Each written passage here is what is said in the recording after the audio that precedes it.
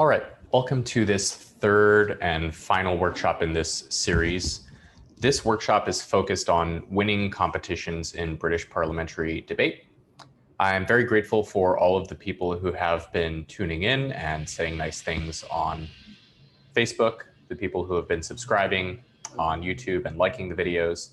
So thank you for the support. Hopefully, I'll be able to continue making some of these videos in the future. So if there's a topic that you want to see covered, please let me know. The first question for this workshop is, what does it mean to win in debate? And I have a counterintuitive definition of this. And it starts with the recognition that at any tournament, there may be 20, 40, 100 teams, and only one of them can win in the sense of being the champion of the tournament.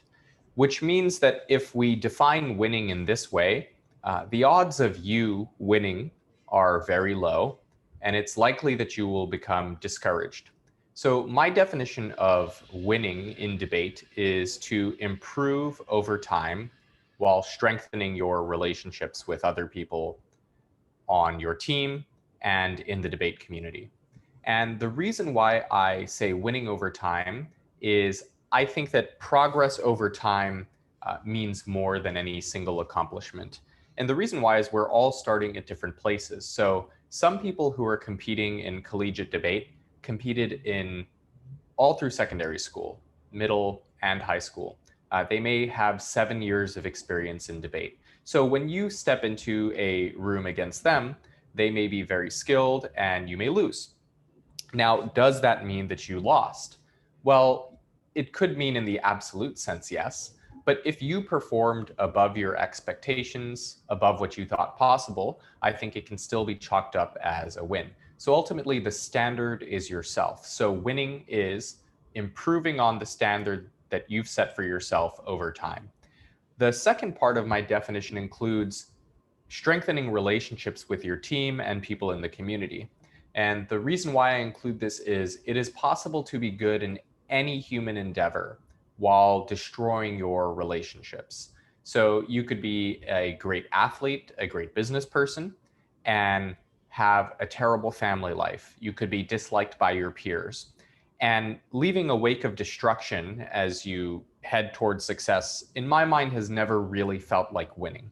So a lot of this workshop is going to be focused on how can you improve your performance over time, measuring it first, and then how can you achieve high performance in debate without sacrificing your relationships and perhaps, in the ideal, actually strengthening them. So the workshop goal is to provide you with a conceptual framework so you can plan your actions before, during, and after competition. My goal in these workshops is never to impose my way of debating or thinking about debating on you. I'm just trying to give you a different perspective that you might use to come up with your own way of training. In this particular case, a lot of what I'm providing for you are the kinds of things that would be provided by a coach. Now, many isolated or student-run debate programs don't have access to coaching, which means you have to step in and serve as your own coach. If you follow some of the guidelines, some of the suggestions in this workshop, I think you'll find it easier to coach yourself and even to coach your team.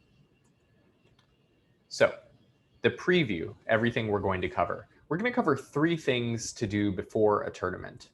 The first is to set individual and team goals. The second is to agree on a communication strategy with your partner. The third is to prepare physically. Then we're going to cover 3 things to do during a tournament. The first will be using rituals to manage your energy. The second will be going 1 round at a time. And the third will be supporting your partner. Finally, we're going to cover 3 things to do after a tournament. First is recording your results. Second is debriefing as a team. And third is planning your practice. So I'll cover each of these in turn, and then we'll have some time for questions and answers at the end. So before a debate tournament, the first thing I recommend before any debate tournament is setting individual and team goals. In British parliamentary debate, we compete in partnerships. 2 people compete together, which means that at any given time, the goals exist on both of these levels, your individual level goals, your partner's goals, and then your goals for your team performance.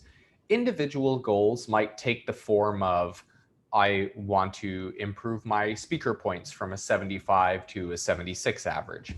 Individual goals might be, I'd like to win a speaker award. Team goals are about your team's performance.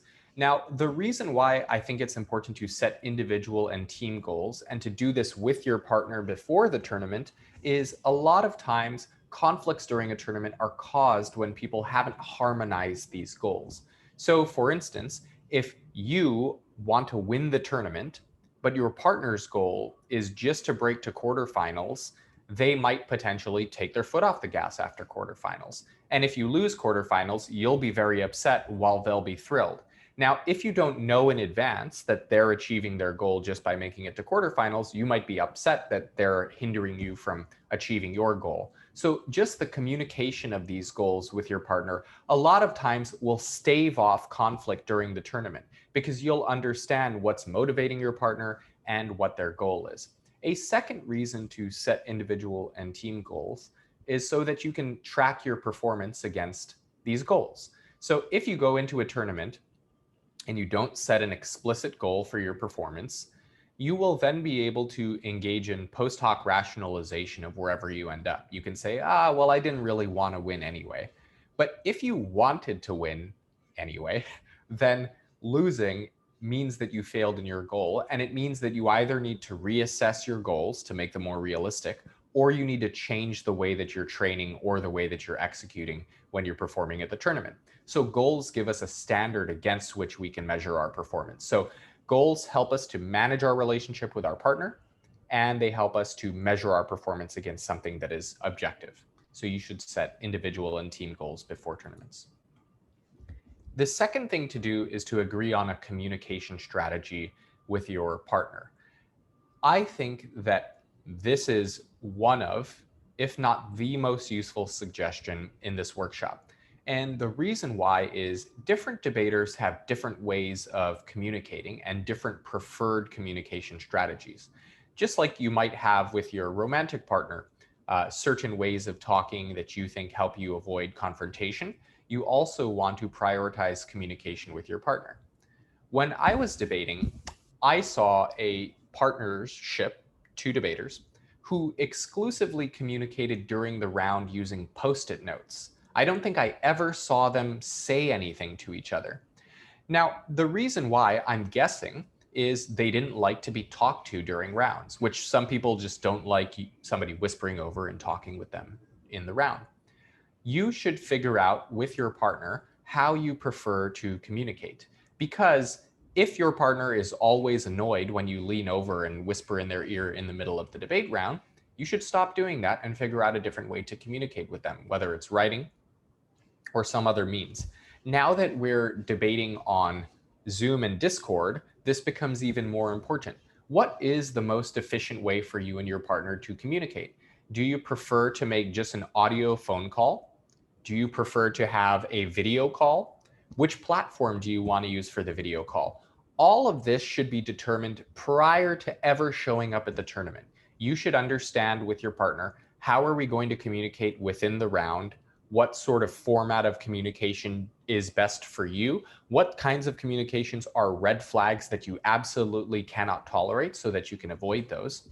And beyond this, on a logistical standpoint, I think it's also important to consider how you'll communicate with your partner outside of the competition itself, right? So do you prefer text messages, phone calls, emails when you're communicating about essential things? What is the best way to reach you? All of this should be determined before the tournament so that you don't need to worry about it during the tournament. The third thing is to prepare physically. Now, when I say physical preparation, I mean everything that has to do with the physical world. So for instance, if you're traveling to go compete at a debate tournament, obviously packing your clothes in advance is helpful. If you're going to be wearing clothes at the tournament, you can set out your outfits for each day of the tournament so that they're already predetermined. You don't need to worry about what you're going to wear on the day of the tournament. If you need special food because you have a dietary restriction, you've already purchased the food, stored it away, and you have enough of it to get you through the tournament. If you are going to a tournament and you need to worry about transportation, you're planning all the buses you might have to take, etc.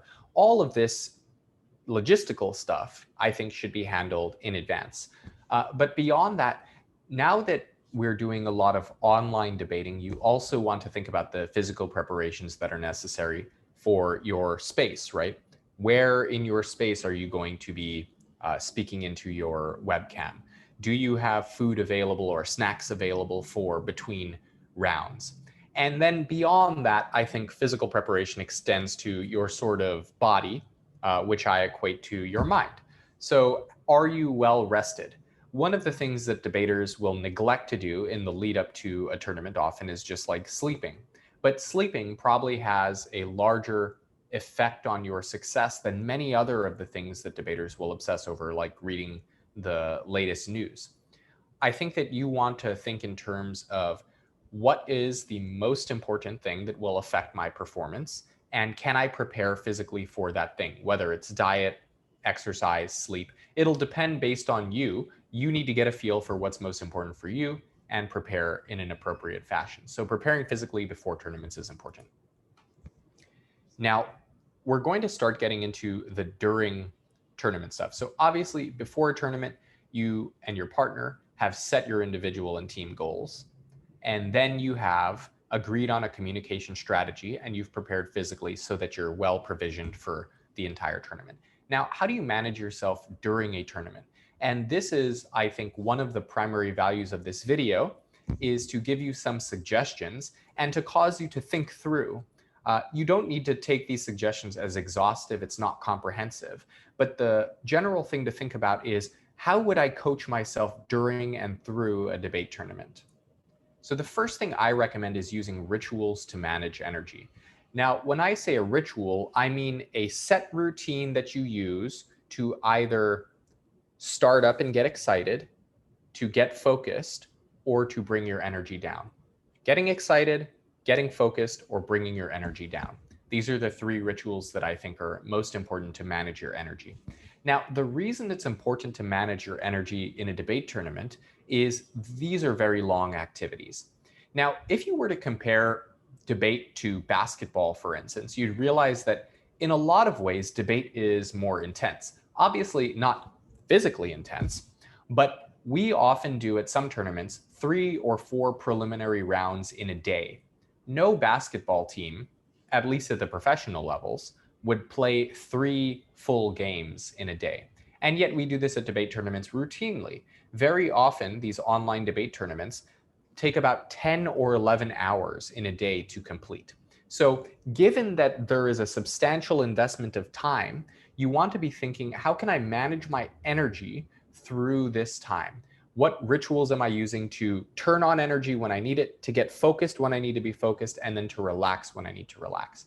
Now, I'm going to include some images here that might be helpful for thinking through how to do this. So this first image is of a professional surfer named Julian Wilson. And this is before one of his competitive surfing heats. And as you can see, he has headphones on and he's listening to music. Athletes in many sports use music to get psyched up before a competition, to get their energy up. I think that music is a great way to cue your body into competition. The motivational speaker, Tony Robbins, talks about anchors. Anchors are physical things you do that help you to elicit peak performance. Music can definitely be an anchor, where if there's a certain song that you play when it's time to compete, you can use that song to move yourself into a peak state that will improve your performance. If you think this is sort of pseudo-scientific, that's fine. But it seems to be effective for the top performing athletes in just about every domain. So I prefer what appears to work versus what might be backed by science. The second thing to do is to get focused. Now, this is a sample of something I used to use called a prep sheet. The prep sheet was a document that my partner and I would consult once we had learned what position we would be in: opening government, opening opposition, closing government, closing opposition.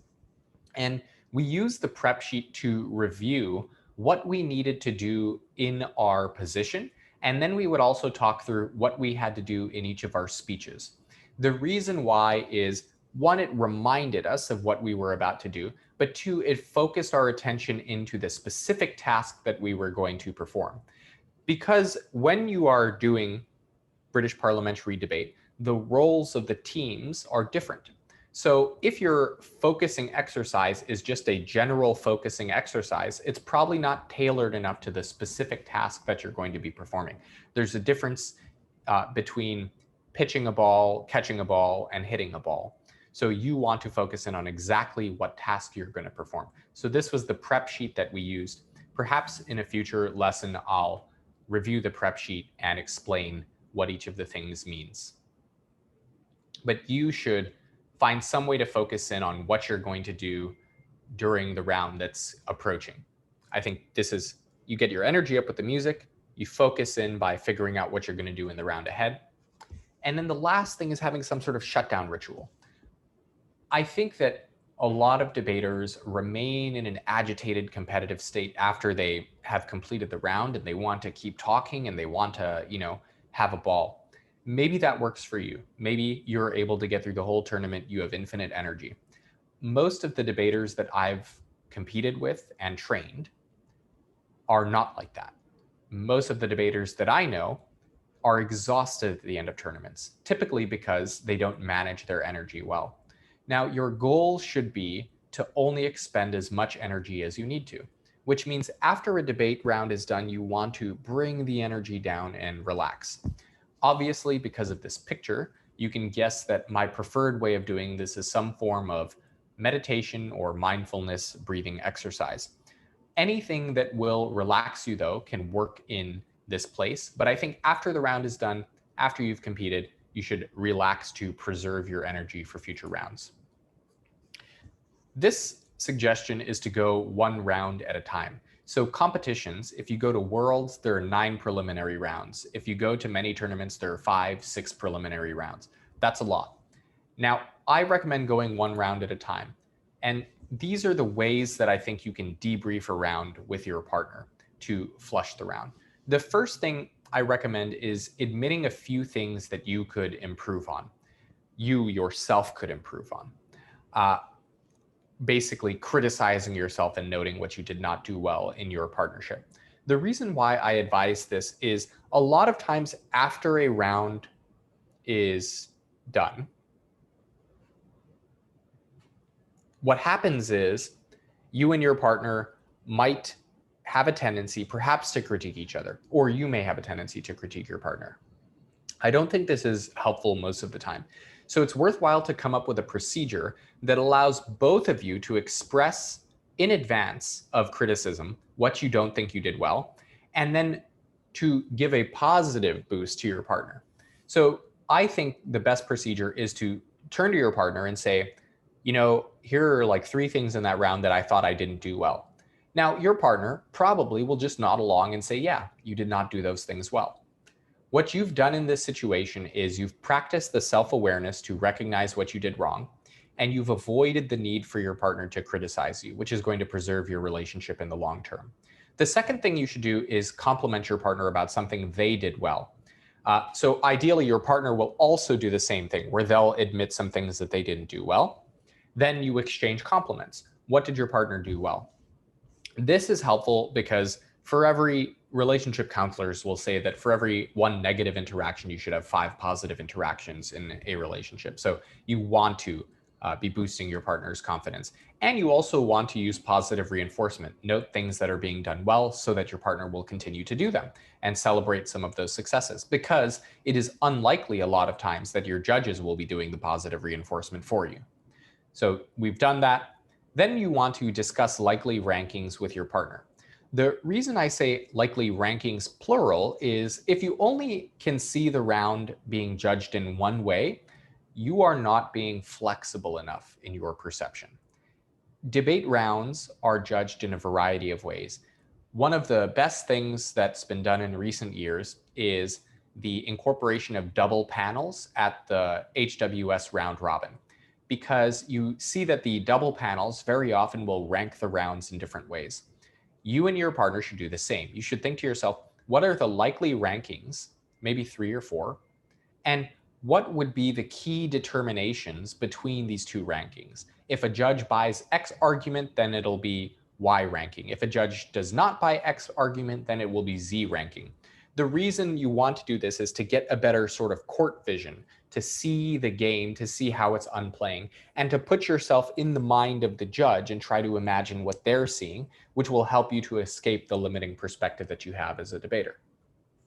Then obviously you go and you receive the oral adjudication. Now, my personal recommendation for receiving the oral adjudication is A, never to argue with the judge, but B, to ask strategic questions to elucidate why the judge made the decision they did and how they made the determinations they did. Sometimes you will ask a single question to the judge and you will realize that they either ignored or completely didn't buy one of your arguments. Many teams after that will start to argue with the judge. Don't be the team that argues with the judge. You need to either assume at that point that your judge is incompetent or that they're human. I think that, as I talked about in a previous video, judges are limited in their attention, they're limited in what they can perceive, and they're biased. So if you expect judges to always approximate what you believe the ranking of the round is, you're going to be disappointed. So I don't recommend that you argue. I recommend you receive, maybe you ask some clarifying questions. Then you and your partner want to compare the official ranking to your predictions and to figure out whether or not you had the right read on the room, and then to determine what were the factors that were missed. So if there was something the judge did make the decision based on that you and your partner had not discussed, that's a sort of yellow flag to let you know, okay, in the future, we need to be more aware of potential arguments, or we need to be aware of different ways that judges could weigh the round. The next thing to do is to note areas for improvement. Now, when I say note areas for improvement, I don't necessarily mean in the next round. And the reason why is my personal belief is you shouldn't be switching up a lot of things during competition if your goal is to do well at competition, because you want the competition to measure how your preparation prepared you. One of the problems that happens if you start switching things, for instance, sometimes debaters will even switch speaker positions in response to criticism from a judge. One of the problems is you're then unable to tell whether your performance is related to the preparation that you did, your practice routine, or whether it's related to the audible calls that you're making in the competition, which I think decreases the value of the competition overall in the pursuit of your overall improvement. I recommend instead that you note areas for improvement down. Now, if they are obvious things that you should be doing, for instance, a judge says, you know, you didn't offer any points of information. Clearly, in the next round, you should go and offer points of information. But if the judge is saying, I think you should probably reorganize the way that you're doing your whip speeches, and they recommend a format for the whip that you've never tried before, I don't think that in round 6 of the tournament, you should be changing the way that you deliver your whip speeches. That's not the kind of thing you want to change midstream. The last thing to do is to flush the round. Now, some teams like to continue to talk about rounds on and on after the round. I was never that kind of debater. I think you and your partner probably, if you want to keep talking about it, maybe you can agree to it. But I think it's helpful in advance to just agree that after the round is done, after you've noted areas for improvement, after you've aired your grievances about the judge with your partner, that you just flush the round and you just stop talking about what happened in the round. The reason why is if you have one partner who wants to keep talking about the round and one partner who doesn't want to keep talking about the round, you're going to cause friction between the two of you. I also think that it's helpful to talk about things that are not debate related. Given that you're spending 11 hours doing this activity together, I think it's helpful to talk about other things with your partner. Get to know them as a person. Talk about things that are not debate related, some things that are more fun. The last thing I recommend during a tournament is to support your partner. Now, I had to include in the definition of winning the preservation and strengthening of your relationships, because I think it is actually possible to win a tournament, to become the champion, and to have an irreparable harm done to your relationship with your partner. I've seen this happen to other debate partnerships. Fortunately, I have not experienced it myself. I think that's not a good trade. You may think otherwise, but I think in general, you want to preserve the relationship with your partner at all costs. So maybe your partner, for instance, something bad happens to them and they're saying, I really need to drop out of the tournament, and you do your best to encourage them. And then they say, no, I just really need to drop out of the tournament. A competitive person who doesn't care about relationships might say, like, why are you going to do this? You agreed to do the tournament with me.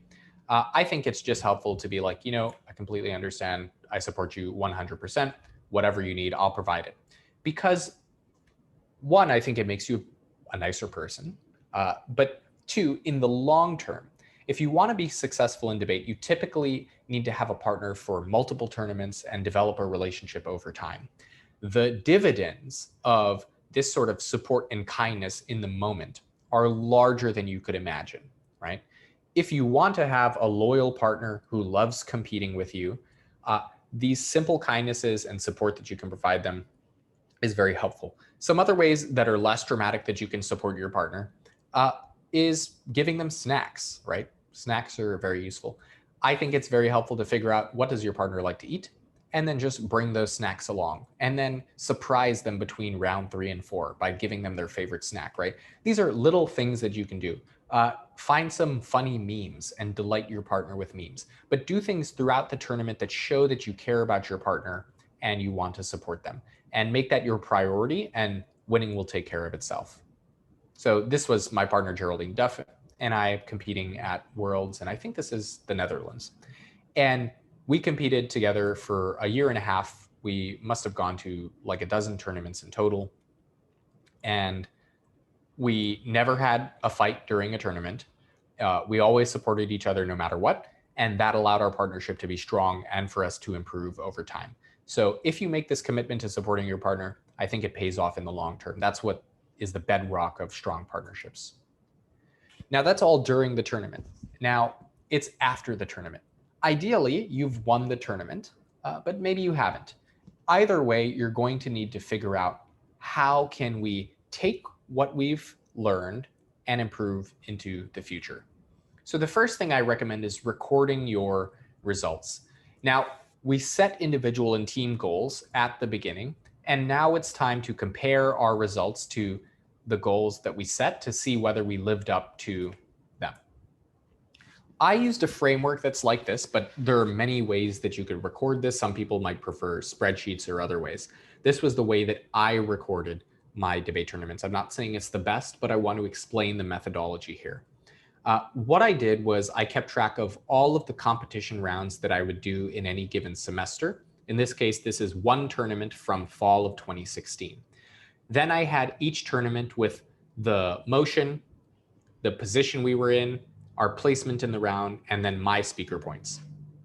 If there was a judge that we thought that we would encounter again, I also noted down the chair's name, just so I could see if there were any patterns over time in how the judge perceived us, and also so I could set the goal of, the next time we hit Duncan Crow as a judge, we're going to win.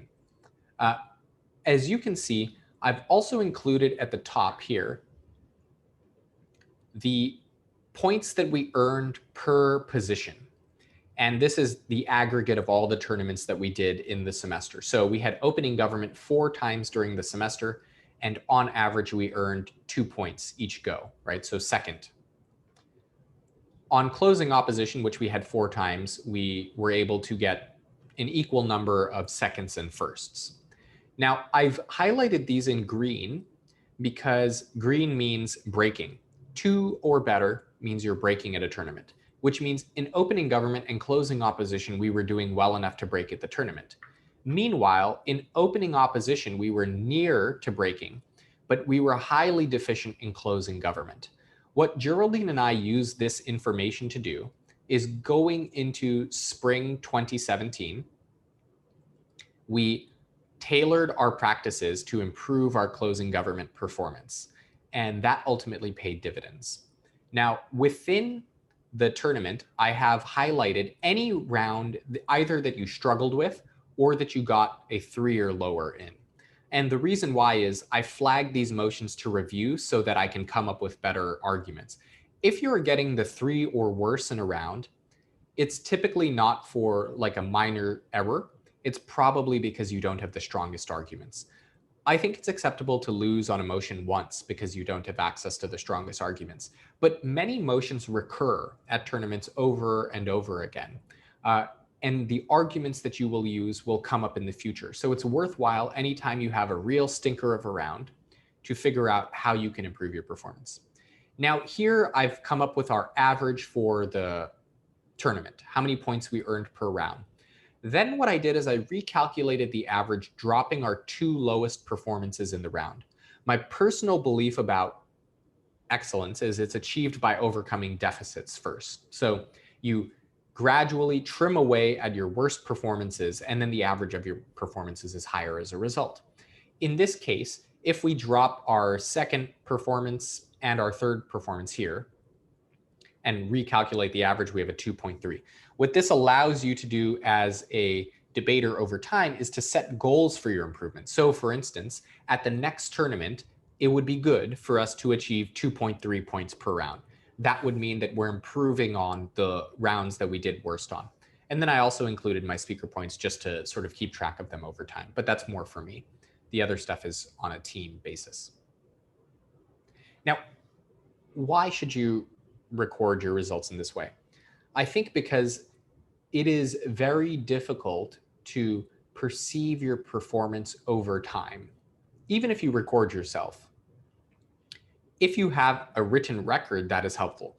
Now, if your performance is stagnant over time, that is an indication as clear as day that your training is not cut out for what you're doing. If your performance is stagnant over time, your training is likely to blame, and you will have to revise your training accordingly. Second reason, you can target your training. So for instance, if I know that closing government is my weak position, then I'm going to do drills that allow my partner and I to practice closing government. If I know that closing opposition, we're pretty much always smashing it, why do we need to do closing opposition in practice, really? We're pretty safe on that, but we do need to make some improvement on closing government. We do need to make some improvement on opening opposition. Those are things that you can know with certainty once you start recording your performance. The second thing is to debrief as a team. I recommend that you don't do this immediately after a tournament because you might be exhausted. You might be focused on, hey, let's get back to work and do our term papers. But maybe a few days, maybe a week after the tournament, it's good to huddle with your partner and to figure out, okay, what did we do well and what could be improved in the next tournament, and come up with a sort of list of actionable items that you're going to do with your partner. I also think looking beyond a partnership to a team in general, it's helpful for you to debrief with your team. Sometimes you have a team of 10 debaters and only 2 of them will go to a competition. It is highly useful for that pair to report back and debrief to the larger team to tell them, hey, here's what happened at the competition. Here was our impression of the judging. Here's what we learned, here's what we struggled with, so that your overall team can get a sense of how competition is going for your competitive partnerships within that team. But a debrief helps you to orient yourself. Afterward, you're going to need to plan for the future. How are you going to practice to improve your performance based on the indicators that you've measured? Now, in the last workshop that I did, which was about training for competition, I went over the 20 drills. I think that if you keep detailed notes during a tournament, in your flows, for instance, and then your notes for improvement after each round, you should be able to, after the tournament is done, identify at least a few drills or areas for improvement. So we need to work on closing government. What does that mean? It means we want to do more bottom half debate. Maybe it means we need to do rebuttal drills because the government whip, for instance, is solely responsible for rebutting the member of opposition. So if that's where the drops are occurring, then that speaker needs to focus on doing rebuttal drills. Whatever it is, you can focus and tailor your practice to make sure that you're improving in that area. And then ultimately, the goal is to improve over time. So if you track your performance tournament to tournament, then you should see improvements if your training is targeting the right things.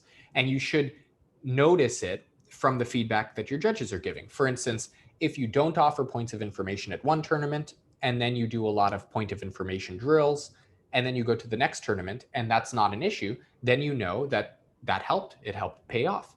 So this will help you feel a sense of progress over time, which sustains your motivation to continue and compete. Ultimately, in debate, winning is about gradual improvement sustained over the longest period possible. Now, this doesn't mean enrolling in Pepe after undergraduate so you can continue competing. It just means that you want to think through, how can I sustain improvement over time while working with a partner? So let's summarize and then open it up for questions. Before a tournament, you want to set individual and team goals so that you have something to measure your performance against, and so that your expectations are harmonized with your partner, or at the very least, you're aware of what your partner is seeking to get out of the tournament and how that may differ from what you want. Second, you want to agree on a communication strategy with your partner so you know how you will communicate before rounds, during rounds, after rounds, and you have it all pre-planned. Third, you want to prepare physically.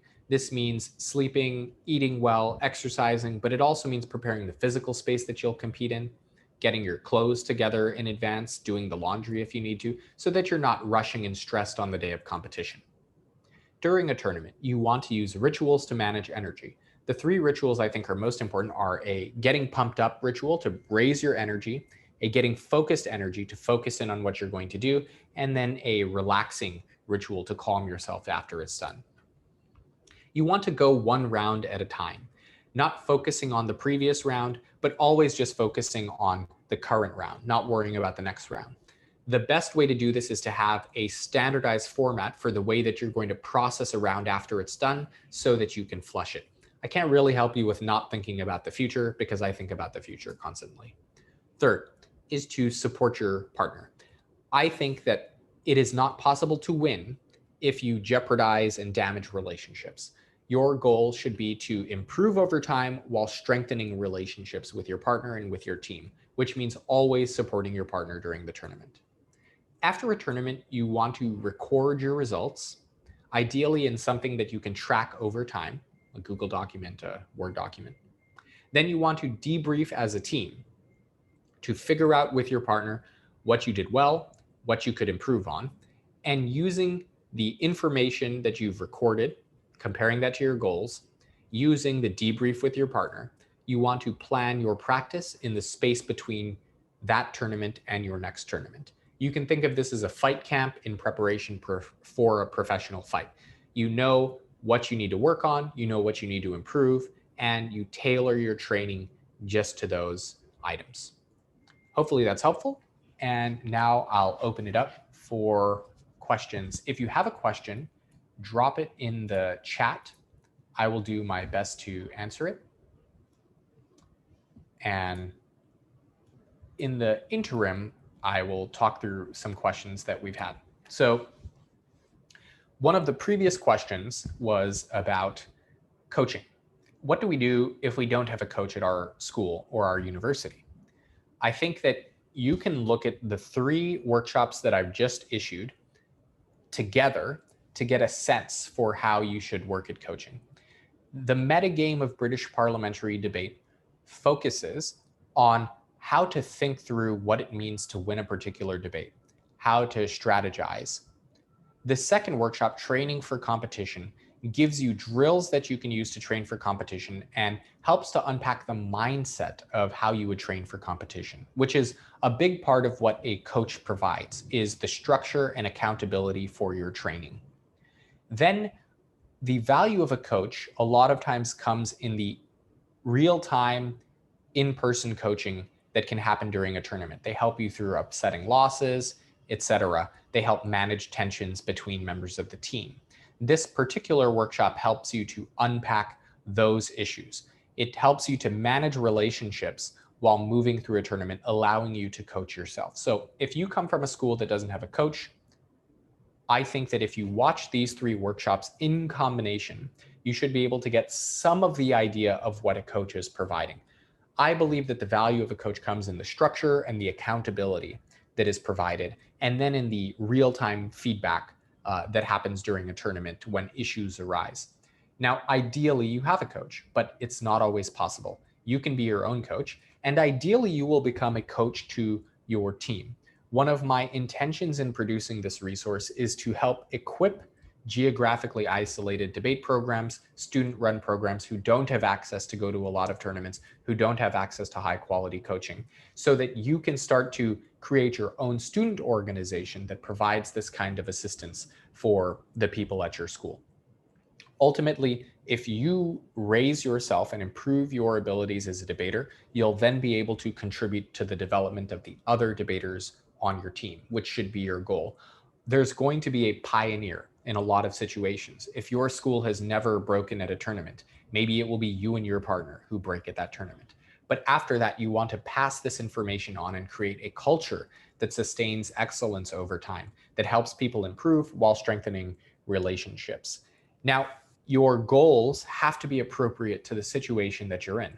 If you're from a geographically isolated school, you've never even been to Worlds, you're probably not going to win Worlds your first go around. So if you set goals and you tailor your training to try to achieve those goals and you make measurable incremental progress over time, it might take a year, it might take 2 years, it might take 4 years. It might take your time at university or your time at school plus the next generations.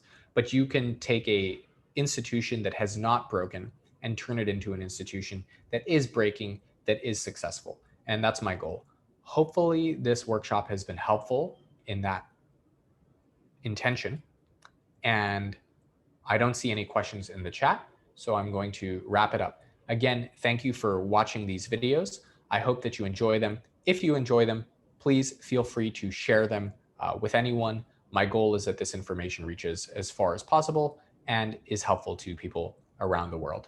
Thank you and goodbye.